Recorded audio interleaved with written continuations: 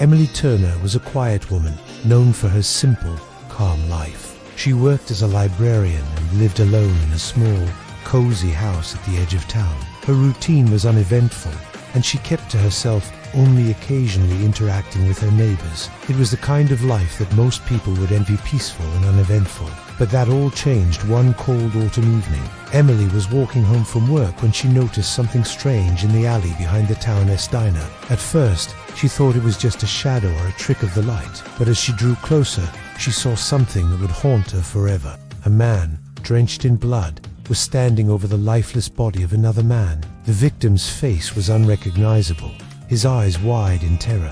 Emily froze, too shocked to move. The man, who appeared to be in his 40s, looked up at her, his eyes filled with rage and fear. He didn't speak a word, but his glare told her everything she needed to know. Before she could react, he disappeared into the darkness, leaving Emily standing there alone with the body. The shock of the moment was enough to paralyze her. She rushed home, too afraid to call the police immediately. The image of the man and the bloodied body lingered in her mind, refusing to leave.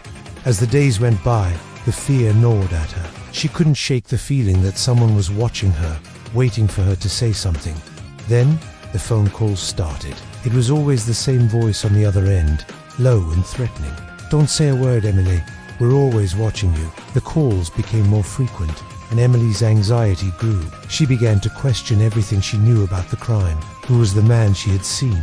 Was he the murderer, or was he just another victim? One night, Emily decided to do what she had been avoiding. She went to the police. The officers were skeptical at first, but Emily's detailed description of the scene left them with no choice but to take her seriously. As the investigation unfolded, Emily's role as a witness became clearer. The body had been identified as that of a local businessman, Richard Hayes. He was well known in the town, and his death sent shockwaves through the community.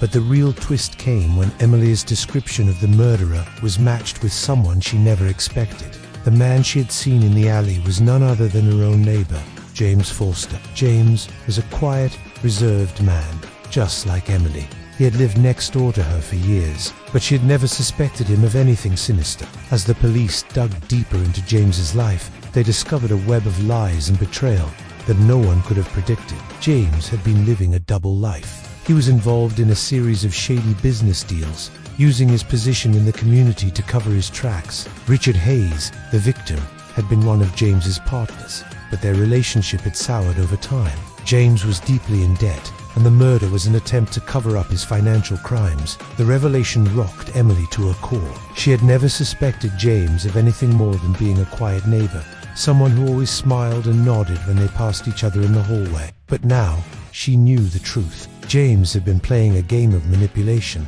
and Emily had unknowingly become a part of it. The case took a darker turn when Emily realized she was not just a witness but also a target. James's threats had become more direct, and she was now in danger. The fear that had plagued her for weeks began to feel all too real. One night, as Emily returned home from work, she was confronted by James outside her house.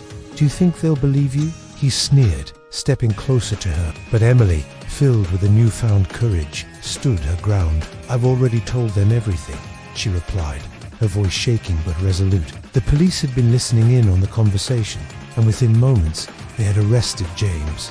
As they led him away, Emily realized that her life would never be the same. She had been a witness to a crime so horrific that it changed the very fabric of her peaceful existence, but she had also found her own strength in the face of fear. The case of Emily Turner became a symbol of the power of truth, even in the face of darkness.